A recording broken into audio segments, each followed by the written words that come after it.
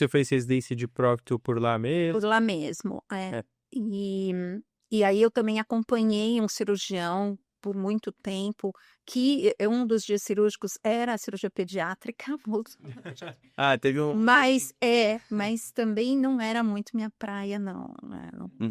Eu adoro criança, mas não de Trabalho. cuidar de criança, E aí, passado esse tempo, o que que aconteceu? Adoro a cirurgia, me dei muito bem, fui trabalhar num hospital, e assumi a equipe cirúrgica desse hospital, então foi tudo certo, só que aí eu tinha 2 filhos. Em algum momento... Nesse lado, tava ali o profissionalmente uma mulher que casou e tinha 2 filhos. E na minha época, tinha um bip que tocava bip. E a gente tinha que ligar para uma central para receber o recado, para daí fazer alguma coisa com aquele recado. Então era bastante difícil organizar uma vida familiar, criar 2 crianças sozinha e grupo na de vida da cirurgia, né. Então, e foi surgindo naturalmente uma necessidade de administrar esse grupo, de administrar essas atividades todas, de administrar, por exemplo, chegou o paciente pelo pronto-socorro, como é que entra, de administrar como é que eu estou recebendo pela cirurgia, não estou. E foi me chamando a atenção essa questão da gestão, de como organizar, porque a gente sai meio cru da faculdade, né, sabendo nem... Até hoje, com certeza. Isso não muda nada. Então isso foi me chamando a atenção e eu fui estudando um pouco isso. E naturalmente, dentro do hospital, eles me chamaram então para coordenar o pronto-socorro, porque acho que como eu tinha uma certa organização ali, e também acho que é porque eu sou de Capricórnio, né? Já tem a ver, já.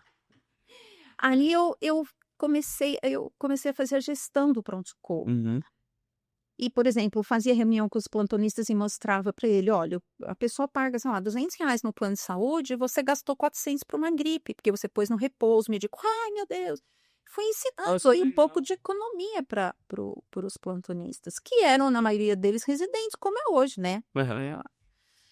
E também fui criando protocolos com medicina baseada em evidência. Então, o Gustavo achou isso fantástico, porque como é que eu ia defender o fato de usar Decadron com Novalgina para dor de cabeça há 25 anos atrás? Mas eu tinha lá estudos de medicina baseada em evidência. Não está na bula de nenhum dos dois. Sim, e nessa época a senhora já era subespecialista, já era formada em coloprocto. Já. E como era a vida profissional? Como foi o início dessa carreira, que também entrou com esse braço da gestão do pronto-socorro vindo aos poucos? Eu fui direto trabalhar nesse hospital. Tá. Que era um hospital próximo da minha casa, um hospital familiar. Foi uma porta que já abriu. Eu comecei como plantonista ainda, quando estudava e tal, e depois aí fui conquistando essas posições, né? Entendi. Bem, aí no pronto-socorro eu cheguei a ter 468 médicos sobre a minha gestão. Nossa, era um PS gigante. Era. E porque a gente tinha aquelas escalas que hoje vocês chamam de Cinderela, né? Sabe? Sim. Tinha alguém que fazia das 7 às 22. O cara vinha uma vez por semana só, não é que ele tava todo Então, dia. eu tinha que dar um jeito de amarrar todas aquelas pessoas a trabalhar dentro de uma ética, não faltar no plantão, que isso é falta grave, né? O pessoal às vezes esquece. E ter um padrão de atendimento, que isso era importante para mim, né? Senão, assim, passei com o doutor fulano, o hospital é ótimo, passei com o fulano, o hospital é ruim. Sim, condutas divergentes. Isso acontece até hoje, né? Então eu trabalhei muito nisso, da gente, não de criar protocolos engessados e dizer, olha, você tem que seguir isso aqui, não. Mas fazer todo mundo entender que a gente estava procurando o bem do paciente também com um desfecho financeiro adequado, né? Bem, enfim, então foi muito interessante. Eu cheguei a emprestar dinheiro para o plantão, assim, tipo, adiantar. É isso que você falou, eu tentava fazer o cara se interessar em ficar ali. Porque o cara que vem uma vez por mês, ele pega um plantão aqui, outro, aí a gente não constrói um relacionamento, uma cultura. Então eu trazia essas pessoas para mais perto, e você sabe como que é começo de carreira, às vezes não tinha dinheiro para o aluguel, então eu dava, e depois ele, quando recebia, devolvia. Na confiança ali. Então, assim, foi gostoso porque era um hospital grande, eram 250 leitos, né? Mas que a gente conseguia ter um clima familiar ali, né? A direção era de um único dono, na verdade eram 5 donos, mas eu digo, era um cara administrando, então tinha facilidade de buscar e de ter as coisas que a gente precisava. Já naquela época, eu comecei a ter uma relação com o CRM forte, porque eu trazia sempre o pessoal do CRM para dar palestras, como preencher a declaração de óbito, orientações para plantonistas. os plantonistas. Então, já foi dando tanto esse toque de economia quanto de ética, porque às vezes a gente esquece, né, de ler o código de ética depois que a gente se forma. Aí faltam uns Acontece. pedacinhos ali. Então, foi muito bacana. Daí, começou a surgir a questão da auditoria.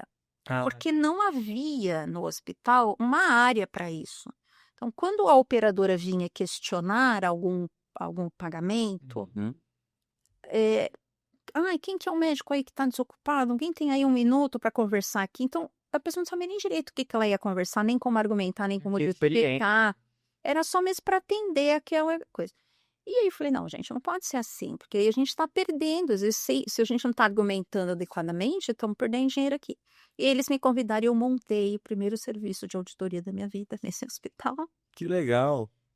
Botei Surgindo pela essa demanda e esse interesse de conhecer um pouco mais dos números e de falar, gente, ó, porque quando você menciona perder dinheiro, é exatamente, e acho que a gente vai chegar nessa hora de explicar o que é a auditoria, né? Do perder dinheiro é que a operadora ia pagar menos pro que foi feito lá durante a avaliação daquele paciente no PS. Exatamente. Então, explicando para quem já está ouvindo agora, o que é uma auditoria?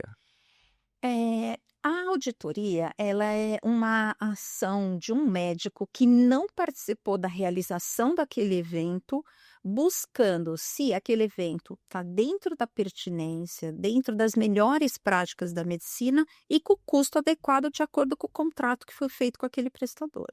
Basicamente é isso. É procurar o melhor desfecho com o melhor custo dentro de tudo que está acordado com aquela instituição. Às vezes as pessoas têm ideia de que a auditoria nega tudo, a auditoria veio para negar. Não é. Para atrapalhar, né? Na verdade, a auditoria é um grande fator de gestão que permite a sustentabilidade desse setor. Porque a hora que eu estou ali olhando o processo, eu estou apontando momentos de melhoria. Isso que você falou, por que às vezes eu vou receber menos? Porque eu não escrevi no prontuário que eu fiz. Porque a enfermeira não checou que entregou a medicação. E aí resta uma dúvida: esse paciente foi bem atendido?